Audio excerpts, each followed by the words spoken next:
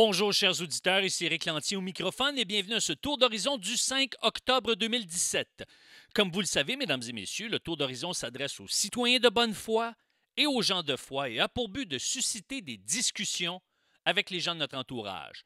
Aujourd'hui, il va être question du premier ministre Trudeau qui a enfreint la règle d'or. Et oui, qu'est-ce que la règle d'or? Eh bien, la règle d'or, ça se résume ainsi. Fais aux autres ce que tu veux qu'ils te fassent. C'est une règle qui est adoptée par non seulement les chrétiens, mais par plusieurs groupes religieux. En quoi a-t-il enfreint cette règle d'or? Eh bien, c'est parce qu'en janvier, il avait envoyé une lettre à sa ministre de la Condition féminine pour qu'elle puisse respecter ses valeurs, les valeurs qu'il prône. Mais comme on l'a vu la semaine dernière, les libéraux fédéraux et les néo-démocrates ont refusé la candidature de Mme Harder parce qu'elle était d'allégeance pro-vie. Et ça, c'est une atteinte à la liberté de conscience, à la liberté de religion, la liberté d'expression. Mais le premier ministre Trudeau ne respecte pas ça. Ce qu'ils ont fait, les libéraux et les néo-démocrates, et ça, on peut l'apprendre sur la plateforme de Radio-Canada, eh bien, c'est qu'ils ont imposé la candidature d'une autre personne. Pourquoi? Parce qu'ils voulaient une personne, une représentante de la condition féminine au comité permanent de la condition féminine de la Chambre des communes, qui n'était pas associée au mouvement ou à l'allégeance pro-vie. Alors, ils ont imposé le choix de Karine Vecchio à la présidente de ce comité permanent-là, et ils l'ont imposé sans son consentement, parce que Karine Vecchio a même voté contre sa propre candidature. Maintenant, le problème, ce n'est pas que la présidente soit conservatrice ou non.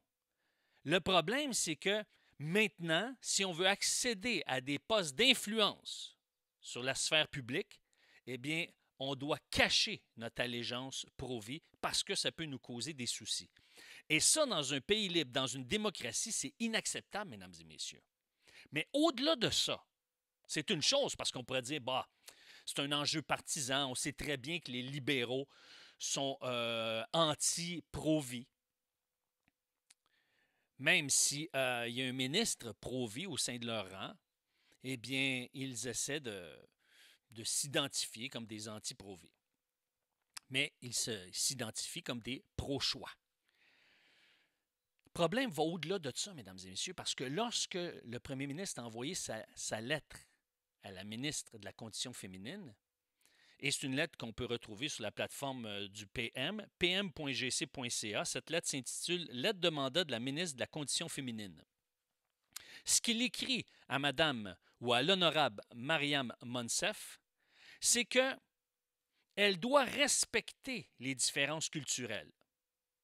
Maintenant, on a vu le premier ministre qui est respectueux des différences culturelles. Il y a un ministre sikh au sein de son cabinet. On voit par exemple qu'il n'y a aucune gêne à parler à une foule islamique à l'intérieur d'une mosquée.